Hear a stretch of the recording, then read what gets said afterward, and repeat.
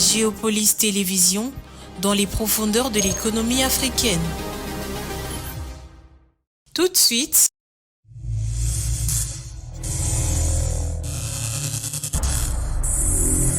le journal.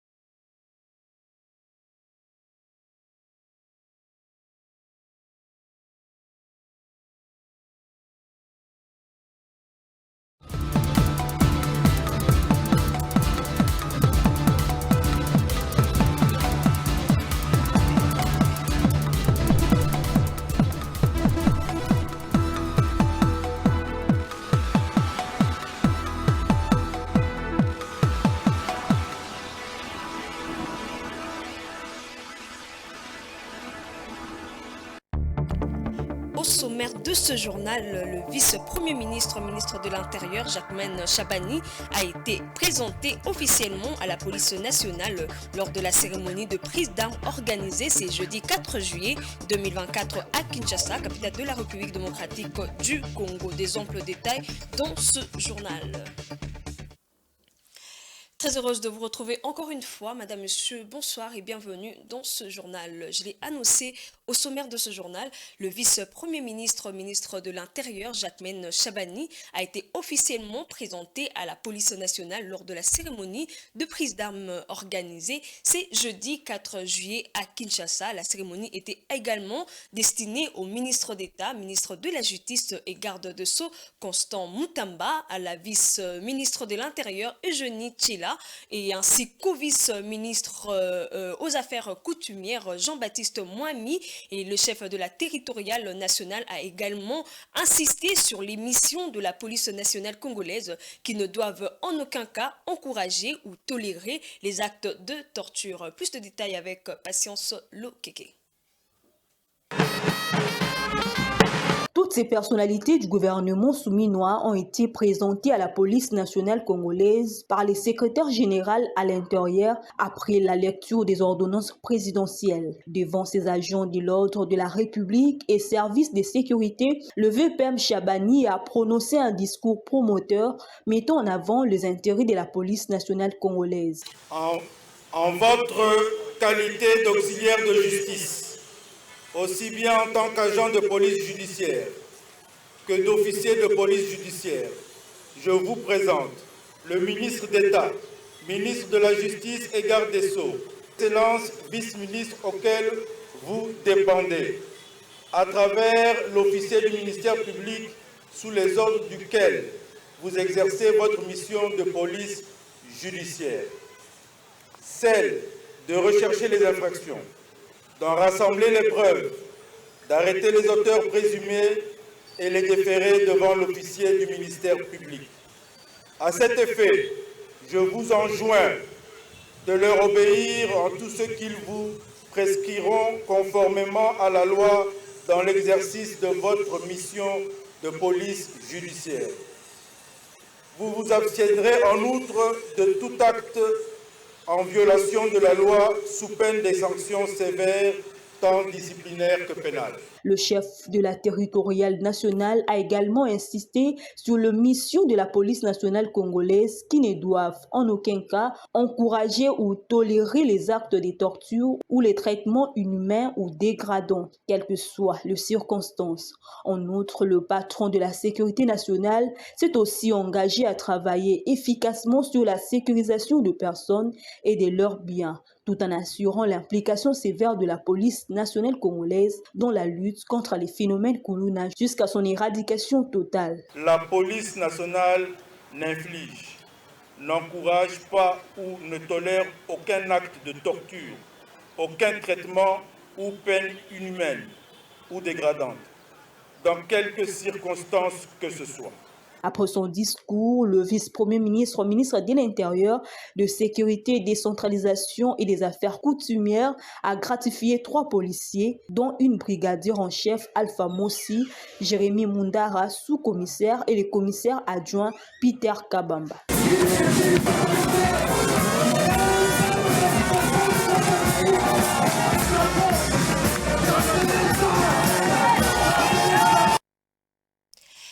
Première ministre tient à maîtriser l'inflation et à stabiliser la monnaie locale, affirme le vice-premier ministre chargé de l'économie après une réunion du comité des conjonctures économiques présidée par la chef du gouvernement, à laquelle était également associé le ministre du Plan, de Finances, du Budget, du Portefeuille et la gouverneure de la Banque centrale du Congo. Daniel Mukoko Samba parle aussi d'approbation de la 6e revue du programme macroéconomique par les conseils d'administration du FMI. Je vous propose de suivre le ministre du Budget au sortir de la réunion.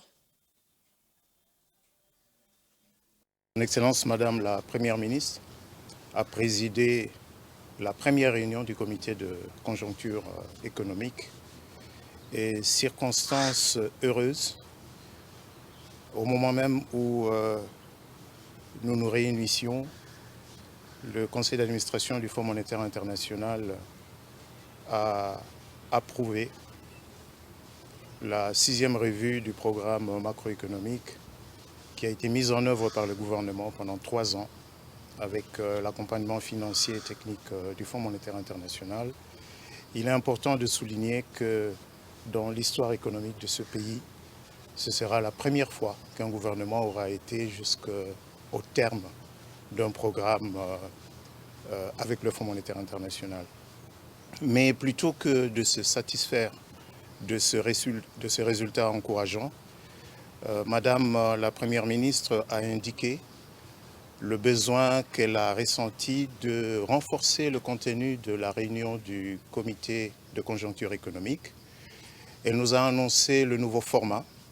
Ce format va permettre à la chef du gouvernement d'avoir les leviers du suivi de la situation économique et financière du pays et le tout dans le but spécifique de maîtriser l'inflation, de stabiliser la monnaie nationale, le franc congolais, parce que, comme l'a rappelé Son Excellence Monsieur le Président de la République dans son allocution du 30 juin, le chef de l'État a clairement indiqué qu'il est conscient des difficultés des ménages congolais, des citoyens congolais, et qu'il a instruit le gouvernement de prendre toutes les mesures nécessaires pour diminuer le coût du panier de la ménagère et stabiliser la monnaie nationale.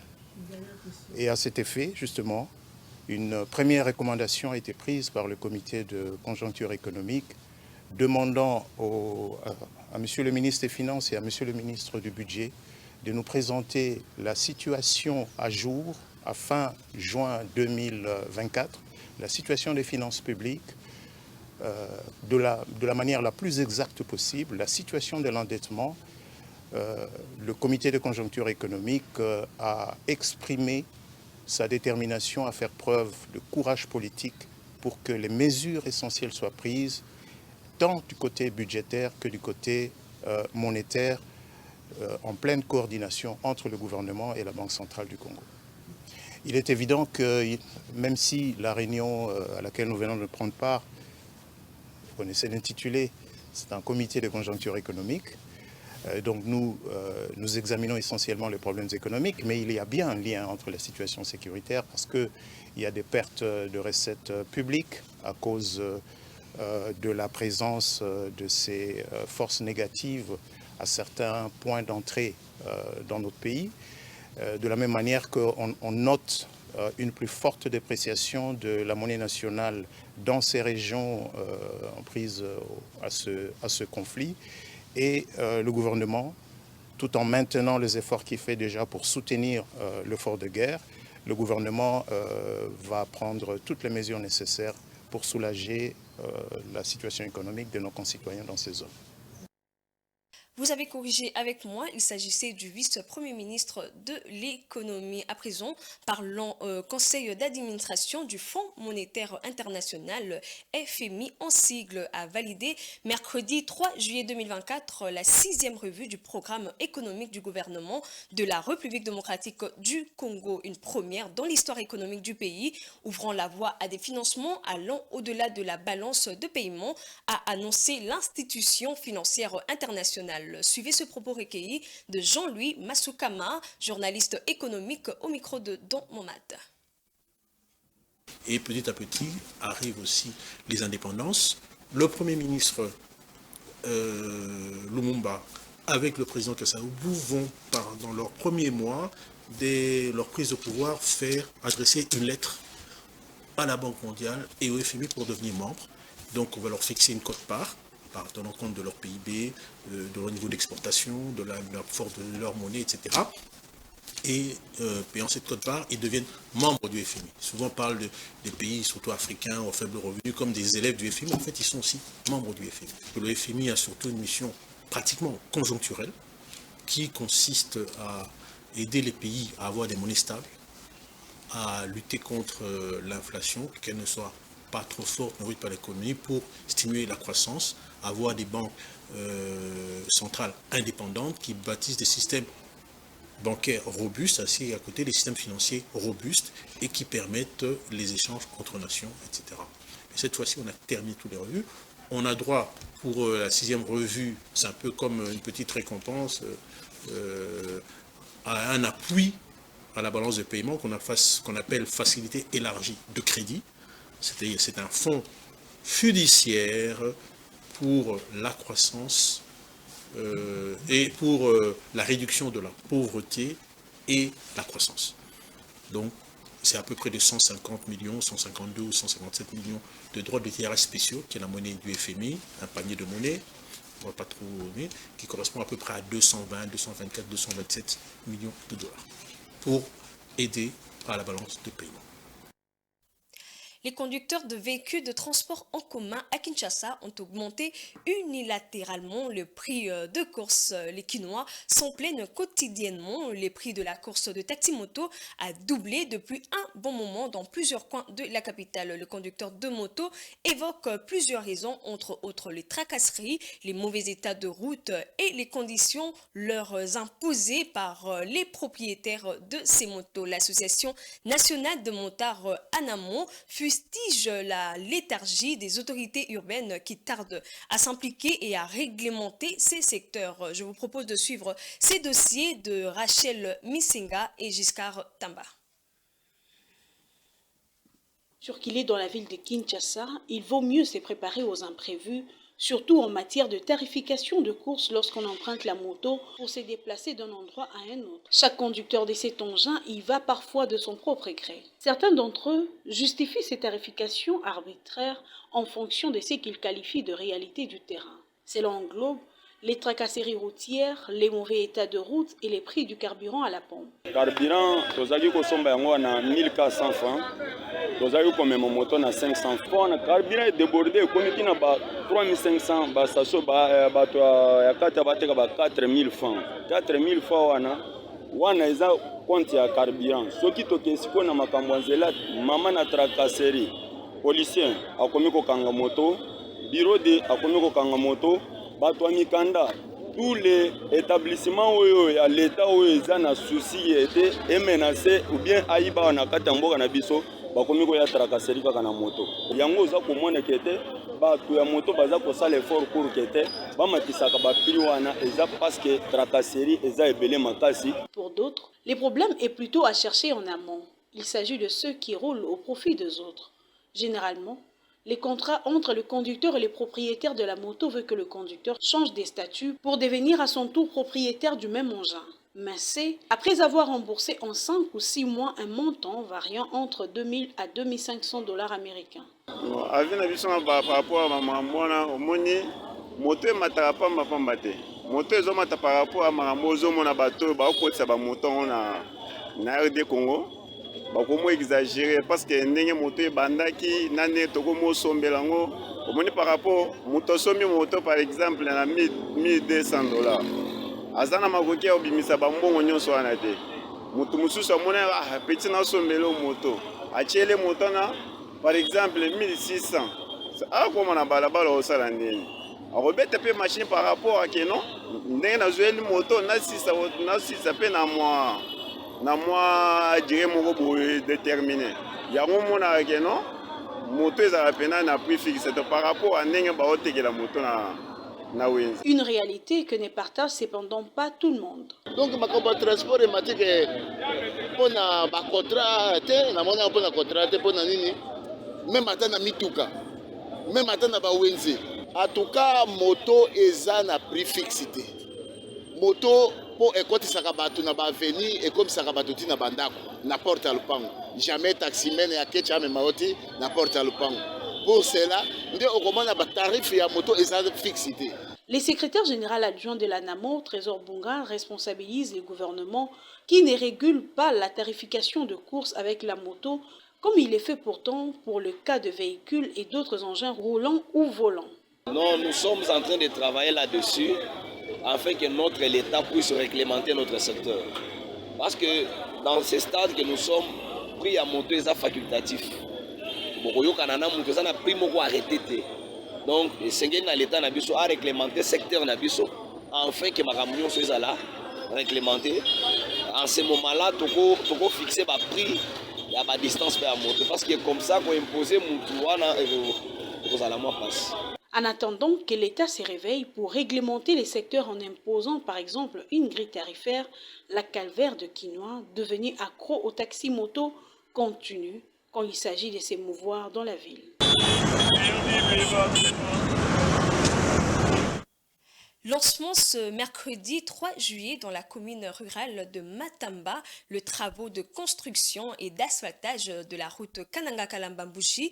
Ces travaux sont les résultats du contrat sino-congolais revu à travers un avenant signé entre le gouvernement et groupement des entreprises chinoises. Ces travaux s'étalent sur 24 mois et environ 20% de fonds sont déjà disponibles, a indiqué le ministre de ZTPR, Alexis Guizarro.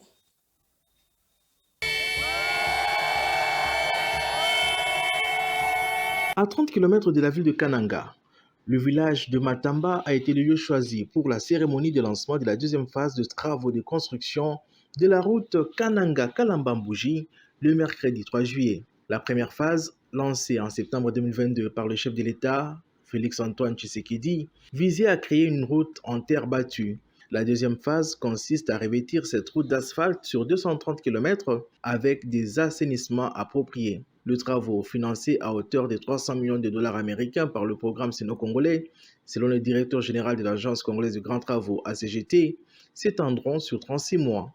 En réponse aux inquiétudes quant à d'éventuels obstacles financiers, le ministre des Infrastructures Alexis Guizarro a tenu à rassurer. Sécuriser financement. Les gens sont colocataires. Les gens sont dans ma banque, 40 millions de dollars. Ils allaient déjà disponibles. La route Kananga-Kalambambouji, baptisée route de l'espoir en raison de son tracé, ouvrant le Kasaï central au marché mondial, établit une connexion essentielle dans l'espace Kasaï avec les corridors routiers transafricains et au reste du monde via le port angolais de Lobito et Luanda, offrant ainsi des alternatives pour relier Kananga à l'océan Atlantique. La construction de cette route s'inscrit dans le cadre du plan quinquennal 2024-2028 du gouvernement visant à améliorer les infrastructures routières essentielles pour le développement économique et social de la RDC ainsi qu'à renforcer les connexions nationales et internationales de la RDC avec ses voisins et au-delà. Une brève dans ce journal éliminatoire de la Coupe d'Afrique des Nations, Maroc 2025. Les léopards de la République démocratique du Congo sont logés dans le groupe H avec la Guinée-Conakry, la Tanzanie et l'Éthiopie. Verdict du tirage au sort qui a eu lieu ce jeudi 4 juillet 2024 en Afrique du Sud par la Confédération africaine du football. Madame, Monsieur, l'information, c'est aussi au-delà de nos frontières. Faisons place à la page internationale.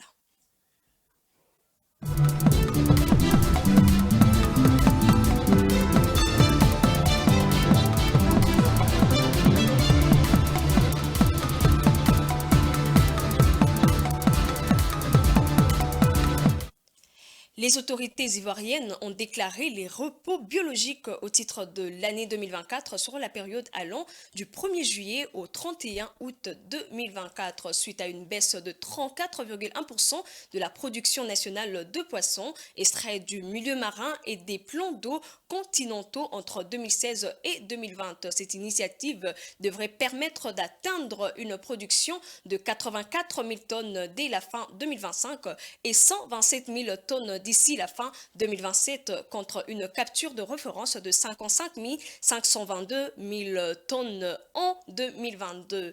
C'est un reportage de nos confrères d'Africa 24. En Côte d'Ivoire, les amateurs de poissons et autres produits de la mer devront prendre leur mal en patience. La pêche est temporairement interdite sur plusieurs étendues d'eau de ce pays d'Afrique de l'Ouest. Le ministre des Ressources animales et halieutiques, Sidi Tiemoko Touré, a annoncé la fermeture de plusieurs plans d'eau du 1er juillet au 31 août 2024 pour le deuxième repos biologique. Cette décision est motivée par une baisse continue de 34,1% de la production nationale des poissons extraits du milieu marin et des plans d'eau continentaux en 2016 et 2020. Pour une reconstitution intégrale du patrimoine halieutique national, le repos biologique doit s'appliquer progressivement sur l'ensemble des cours d'eau et plans d'eau de la Côte d'Ivoire. C'est à juste titre que la feuille de route 2024 du gouvernement prévoit l'extension de cette mesure outre le milieu marin à certains plans d'eau tels que les lagunes Abi, Grand Laou et les lacs Ossou et de Bureau. Ce repos biologique sera mis en œuvre sur 2 zones A et B conformément à l'hydrographie du pays et de façon progressive. La première zone comprenant la lagune Abi et celle de Grand Laou a été fermée du 1er juillet au 31 août 2024. Quant à la deuxième zone qui inclut les lacs Ossou et Bio, elle sera fermée du 1er septembre au 31 octobre, soit pendant 2 mois. Cette décision fait suite aux résultats positifs obtenus grâce au repos biologique de 2023. Cette mesure est nécessaire en vue de garantir les emplois et améliorer les productions dans le secteur de la pêche. Le suivi des embarcations de septembre à novembre 2023 pour l'ensemble de la flottille industrielle indique une production de 5 311 tonnes contre 4 422 tonnes sur la même période en 2022. Selon les autorités ivoiriennes, le repos biologique devrait permettre d'atteindre une production de 84 000 tonnes dès la fin 2025 et 127 000 tonnes d'ici la fin 2027 contre une capture de référence de 55 522 tonnes en 2022. Une autre façon de vous informer, c'est avec le journal paru dans la ville de Kinshasa.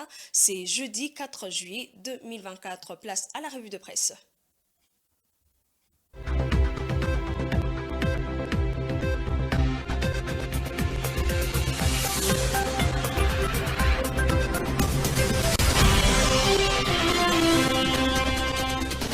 Madame, Messieurs, bonsoir, bienvenue à cette revue de presse.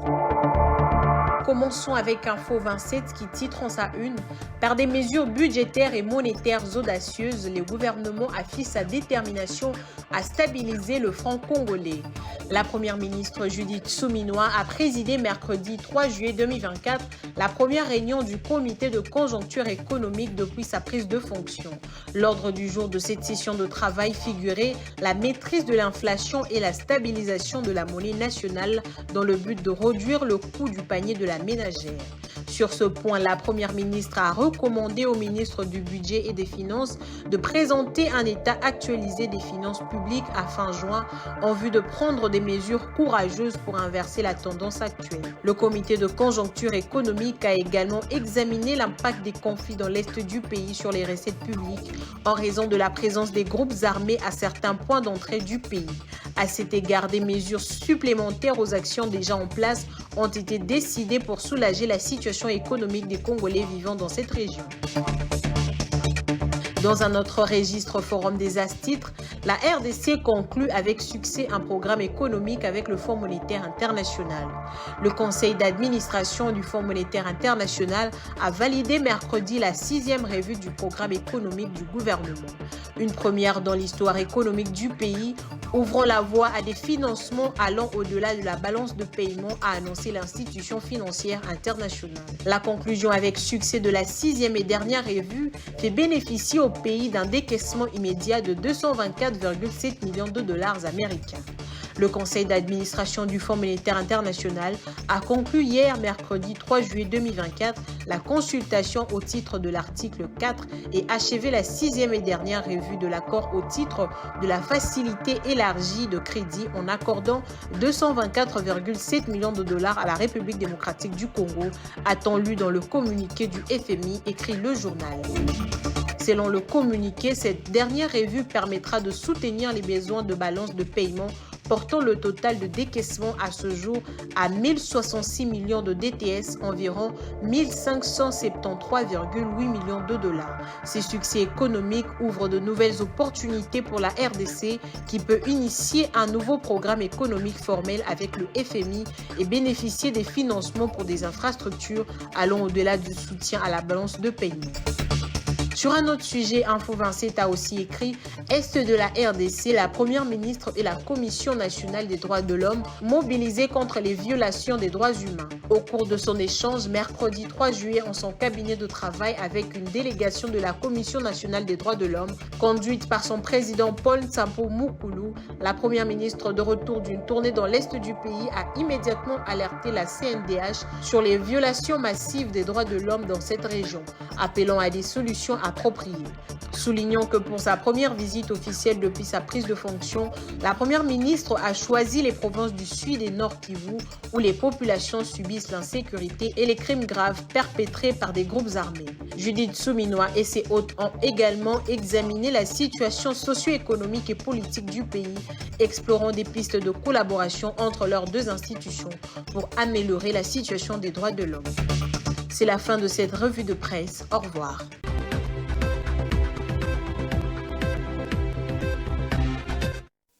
Ce journal est presque fini, mais avant de vous quitter, voici le rappel de titres. Le vice-premier ministre de l'Intérieur, Jacquemaine Chabani, a été officiellement présenté à la police nationale lors de la cérémonie de prise d'armes organisée ce jeudi 4 juillet 2024 à Kinshasa, capitale de la République démocratique du Congo. Ce journal est complètement fini. Merci de l'avoir suivi. Bonne suite de programme sur votre chaîne Géopolis Télévision. Portez-vous bien.